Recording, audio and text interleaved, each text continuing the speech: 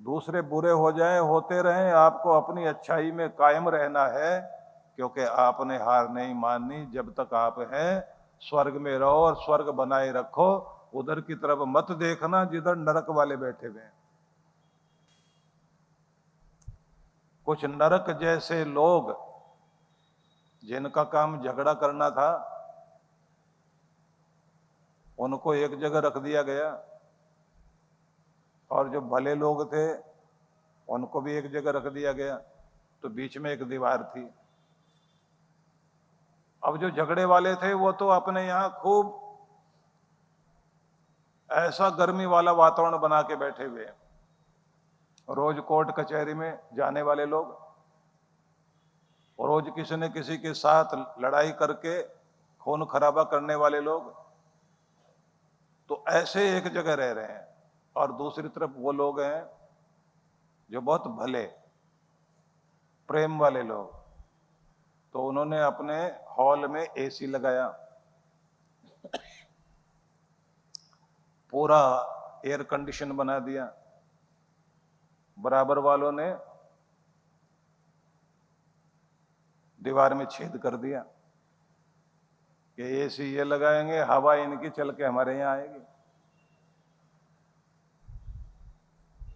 फिर बीच बीच में झगड़ा हो, अब ये तो झगड़े में माहिर है, उधर वाले हाथ जोड़े और ये हाथ पकड़ के मरोड़े। अब बीच में बड़े बड़े लोग पड़ने लगे कि भाई वो तुम्हें कुछ कहते नहीं, वो अपने घर में ठीक ठाक रह रहे हैं, तो तुम ऐसा क्यों करते हो? बोले हमको अच्छा करना नहीं आता, लेकिन इनकी चीज चुराने में मजा बहुत आता है।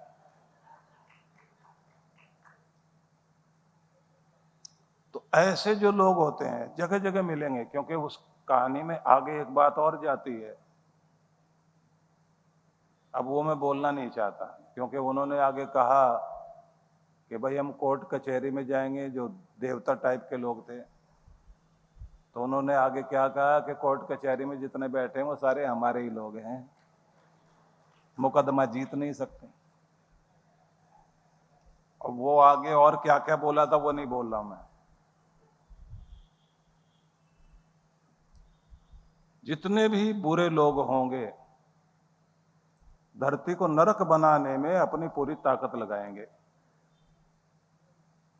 और सब जगह लोग हैं। भारत देश में जो देश की आजादी की लड़ाई लड़ी गई, सरदार पटेल वकील, जवाहरलाल नेहरू वकील, महात्मा गांधी वकील, लोकमान्य तिलक वकील, कोर्ट कचहरी में रहते थे। लेकिन भारत को स्वर्ग बनाने में उन्होंने कितनी बड़ी भूमिका निभाई, आप रात दिन देख रहे हो। जो आज आजादी है, तो किसी भी जगह अच्छे लोग भी हो सकते हैं और किसी भी जगह बुरे लोग भी हो सकते हैं, तो जिनके कारण भारत का नहीं मनुष्यता का भला होता है, वो जहां भी खड़े हैं वहां स्वर्ग बना रहे हैं।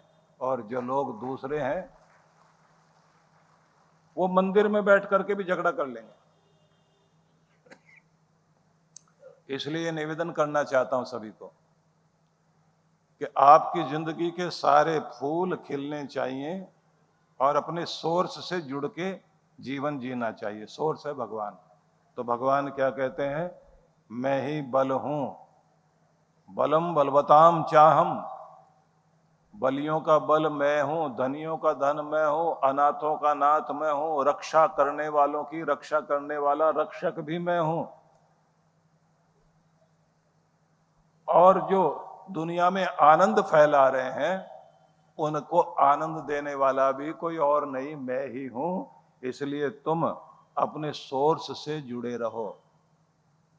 अपने सोर्स से जुड़ना, हमारा जो स्रोत है उससे कैसे जुड़ना है? भक्ति के द्वारा। और भक्ति कैसे करोगे? तो पहले तो मैंने आपको बताया कि एक से जुड़ जाओ, एक को मानो, एक मंत्र वाले हो जाओ। अब अगली बात, एक टाइम निश्चित करो। एक ही टाइम में भक्ति करने वाले बन जाओ। एक ही समय भोजन करने की आदत होती है ना, 1 बजे भोजन करते हो तो 12:45 भूख लगने लग जाएगी और 1 बजे आपका मन करेगा टाइम हो गया चलो भोजन करते हैं। 10 बजे सोते हो या 11 बजे, टाइम निश्चित हो गया तो उसी समय नींद आनी शुरू हो जाएगी और आप कहेंगे बस अब और बात नहीं करनी, नींद का टाइम हो गया, जाके सोते हैं। तो भोजन का टाइम निश्चित है तो भूख लगने लग जाएगी, सोने का टाइम निश्चित है तो नींद आनी शुरू हो जाएगी। ऐसे भगवान से मिलने का समय भी निश्चित कर लीजिए, आपको भगवान से मिलने की भूख जागने लग जाएगी और बात बनेगी। तो एक ही मंत्र हो गया, एक ही विधि पकड़ लीजिए जो गुरु दे, और एक ही समय पर बैठना शुरू कर दीजिए। इतना क्लियर हो गया। अब आगे चलते हैं। एक ही समय में रोज बैठें और एक निश्चित अवधि तक बैठें कि इतनी देर तक तो मैंने भगवान के लिए बैठना है। अभी आजकल हम लोगों ने दिल्ली में शुरू कराया है 28 तारीख से कि शिवरात्रि आ रही है तो 21 दिन 21 मिनट ओम नमः शिवाय और साथ में 5 बार महामृत्युंजय मंत्र और एक छोटी सी प्रार्थना और आरती 21 मिनट में पूरी हो जाएगी कि आप हर दिन 7 बजे से बैठना शुरू करो। शिव जी की शरण में बैठ करके आप उनको याद करना शुरू कीजिए। शिवरात्रि आ रही है तो तब तक आप अपने घर में रोज हाथ में रुद्राक्ष की माला लेकर जाप करिए। तो इसको ऑनलाइन भी करा रहे हैं और वहां जो 1.25 लाख पार्थिव शिवलिंग बनाए जा रहे हैं। तो इतने सारे पंडित लोग 108 और गुरुकुल के ब्रह्मचारी सिर पर लेकर के आते हैं। अर्घा लकड़ी की बनी हुई है, उसमें रुद्राक्ष रखने के साथ साथ माला और फिर बेलपत्र रख देते हैं और उसके बाद गंगा जल डालकर मिट्टी में फिर मिट्टी से शिवलिंग बनाने के लिए सामने भगवान पशुपतिनाथ के शिवालय के बाहर जहां वट वृक्ष है वहां बैठकर पंक्तियों में नाम जपते हुए बना रहे हैं। तो और लोग भी आ रहे हैं जिनको कहा गया 10 बजे से 11 बजे तक रोज बैठना है। ये जो नियम के साथ आप भक्ति करते हैं ना, ये बहुत कृपा करती है। भगवान कृष्ण युद्ध से रथ को लेकर लौट रहे हैं और पीछे बैठे हैं अर्जुन। तो एक जगह उन्होंने देखा पानी का स्रोत है और झरना बह रहा है। भगवान ने रथ को रोक दिया, अर्जुन से कहा कि जाओ अपने को शुद्ध करो, घोड़ों को पानी पिलाओ और स्वयं को शुद्ध करके शांत होकर आंखें बंद करके अब आदि स्रोत से अपना मस्तिष्क जोड़ो। परब्रह्म परमेश्वर, परम सत्ता, परम शक्ति, उसके साथ स्वयं को ब्रह्मांड के साथ खुद को जोड़कर बैठो, लाभ लो। अर्जुन कहते हैं लड़ाई लड़के आए हैं जिनके साथ उन दुश्मनों के चेहरे दिखाई दे रहे हैं आंखों के सामने। तो लड़ाई करने के बाद आदमी आंखें बंद करके ध्यान तो कर नहीं सकता, दुश्मन याद आएंगे और मैं उनके चेहरे देखना नहीं चाहता। भगवान कृष्ण ने क्या कहा, अर्जुन तुम क्षत्रिय हो और क्षत्रिय को तो रोज लड़ाई लड़नी पड़ेगी। अब जैसे पुलिस वाले रोज ही अपराधियों से जूझना पड़ता है ना, अच्छे बुरे लोगों से रोज जूझना पड़ेगा, तो क्या भक्ति छोड़ देंगे? उन्होंने कहा कि कल के लिए आज अपने आप को शक्तिशाली बनाओ। और शक्ति कहां से आती है? रात में सोने से आपकी रिपेयरिंग होती है, क्योंकि ब्रह्मांड से जुड़ जाते हैं आप। कॉस्मिक एनर्जी आपके मस्तिष्क से होते हुए आपके पूरे शरीर में पहुंचती है, आपके जो बॉडी सेल्स हैं उनका निर्माण करती है। रिपेयरिंग हो रही होती, मरम्मत हो रही होती। ऐसे ही हर व्यक्ति को जिंदगी की लड़ाई लड़ने के लिए हर दिन अपना आपा उस परम शक्ति से जोड़ना होता है।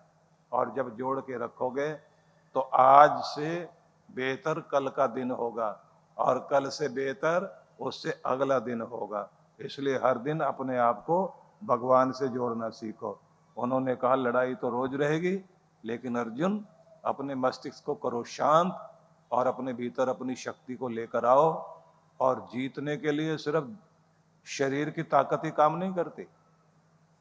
जितना मस्तिष्क शांत होगा, बढ़िया निर्णय लोगे, बढ़िया रणनीति बनाओगे, ज्यादा ताकत मिलेगी। उससे भी ज्यादा जब तुम अपने ऊपर महाशक्ति को जोड़ लेते हो, तब तुम अकेले नहीं लड़ रहे होते, तुम्हारे साथ में परम शक्ति भी लड़ रही होती है। इसलिए हर दिन अपने आप को उसके साथ जोड़ करके चलो। यही बात आपसे भी कहना चाहता हूं। बिजनेस कर रहे हो, शुरुआत दुकान में बैठने से पहले भगवान को याद करते हुए बैठिए। भोजन बन रहा है, भगवान को याद करते हुए अपना काम शुरू करो। और हमारे यहां तो एक आदत है, गिनते हैं ना, तो पहले पहल का जो संख्या होती है एक, एक को एक नहीं बोला जाता। एक दुनिया में एक ही है, तो उसे लोग तराजू भी तोल रहे होते हैं ना, आड़त वाले। तो पहले तो हाथ से तोलते थे, आजकल तो हाथ से तोलते ही नहीं, सीधा उठा करके कांटे पर रखते हैं, बटन दबाते हैं, वेट आ जाता सामने। पहले वाले जब तोलते थे तो पहले वाले तोल को पहली बार तराजू में जो चढ़ाया जाता था तो उसको बोलते थे राम। भगवान का नाम हरिओम बोलेंगे, राम बोलेंगे, जिसको भी श्रद्धा से जपते हैं। तो पहला तोल राम, फिर 2, फिर 3, फिर 4, ऐसे बोलते थे। एक रोटी दो, एक रोटी राम है, 2 रोटी में आप और आपका भगवान है। तो जिन्होंने अपनी गिनती में भी भगवान को जोड़ लिया, और गुरु तो आपको क्या सिखाते हैं कि श्वास श्वास में नाम जपना सीखिए। जिसने अपने प्राणों में भगवान को बसा लिया, उसके प्राणों की रक्षा करने के लिए उस मालिक का हाथ हर पल रहता है साथ में, हर पल। इसलिए नाम जपने में भी अब तरीका बताता हूं, श्वास श्वास में कैसे जपा जाता है।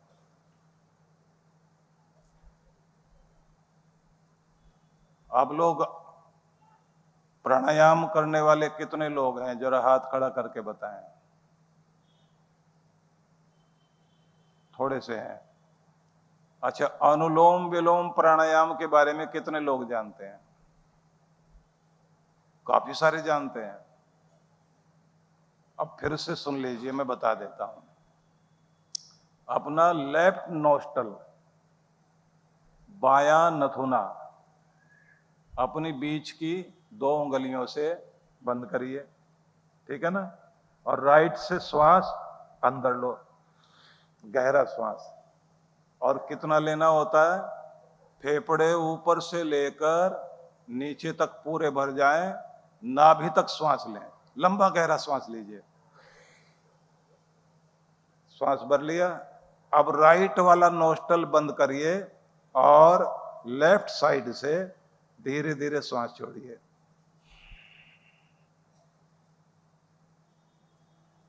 ये हो गया, एक साइड से श्वास लिया। तो अभी आपने लेफ्ट से श्वास को बंद करके राइट से श्वास लिया और लेफ्ट से छोड़ दिया, ठीक है ना, यही किया ना। अब राइट से श्वास भरिए और लेफ्ट से छोड़ दीजिए। अब लेफ्ट से भरिए, राइट छोड़ दीजिए। ये एक बात हो गई। इसको अनुलोम विलोम प्राणायाम कहते हैं। राइट से श्वास भरा, रोका, लेफ्ट से छोड़ दिया, फिर लेफ्ट से भरा, रोका और राइट से छोड़ दिया। दाएं से भरा, रोका, बाएं से छोड़ दिया, बाएं से भरा, रोका और दाएं से छोड़ दिया। ठीक है ना, अनुलोम विलोम। अब इसको श्वास श्वास में नाम कैसे जपा जाता है, अब उसे सीखना है। श्वास तो जैसे राइट से भर रहे हैं आप, तो मन मन में जैसे आप बोलते हैं ओम नमः शिवाय, ठीक है ना, तो ओम नमः बोलते हुए मन मन में ओम नमः बोलना है और राइट से श्वास को भर लीजिए। ठीक है, और जब श्वास को छोड़ेंगे तो मन मन में श्वास छोड़ते हुए बोलेंगे शिवाय। अब करके देखिए, राइट से श्वास भरिए, मन मन में बोलिए ओम नमः शिवाय, ओम नमः, श्वास भर ले तब तक, रोकते हुए छोड़ते हुए मन में बोलिए शिवाय और श्वास को लंबा करके छोड़ते जाइए। शिवाय मन में बोलना है, बाहर से नहीं, ठीक है ना। फिर से श्वास भरते हुए ओम नमः,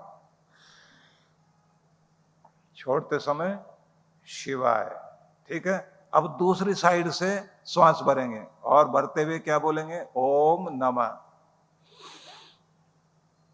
और राइट से श्वास छोड़ते समय शिवाय। ठीक है, अब राइट से श्वास भरेंगे ओम नमः और लेफ्ट से श्वास छोड़ना है शिवाय। ठीक है, समझ में आ गया सबको। अब एक चीज और सीखनी है, श्वास भरना है तो तानदेन विधि से भरना है। तानदेन विधि जो है जापानियों की विधि है। वो कहते हैं कि अगर जीवनी शक्ति को बढ़ाना चाहते हो तो जितना गहरा सांस ले सकते हो गहरा सांस लो, और हंसना भी हो तो दिशाएं गूंज जानी चाहिए, इतने जोर से हंसना चाहिए दूसरे तुम्हें बोलेंगे पागलों की तरह क्यों हंसते हो, लेकिन पागलों की तरह हंसने में जीवनी शक्ति बढ़ेगी और फुसफुसाते हुए हंसोगे तो फुसफुसे ही रह जाओगे।